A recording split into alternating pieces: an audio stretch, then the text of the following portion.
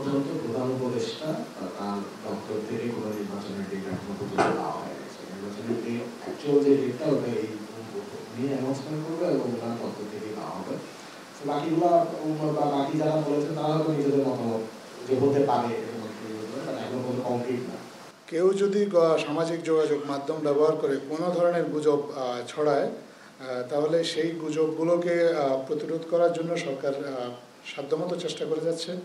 আপনারা দেখেছেন যে আমরা আমাদের প্রেস উইং থেকেও আমরা আলাদা একটা পেজ খুলেছি যেখানে আমরা চেষ্টা করছি যে আপনাদেরকে সঠিক তথ্যটা দেওয়ার জন্য, যাতে কেউ কোনো বিভ্রান্তি ছড়াতে না পারে। তাছাড়া ইন্ডিপেন্ডেন্ট ফ্যাক্ট চেকার যারা আছে তারাও তাদের মতো করে এ ধরনের গুজবগুলো প্রতিরোধ করার চেষ্টা করছেন। গতকালকে আমরা দেখেছি আমাদের নিউজ সম্পাদক উনি একটা পোস্ট দিয়েছেন, ওনার পোস্ট দিয়ে উনি ওনার পত্রিকাকে ঘিরে ওনার পত্রিকাকে ব্যবহার করে একটা অপপ্রচার চালানোর চেষ্টা করা হয়েছিল।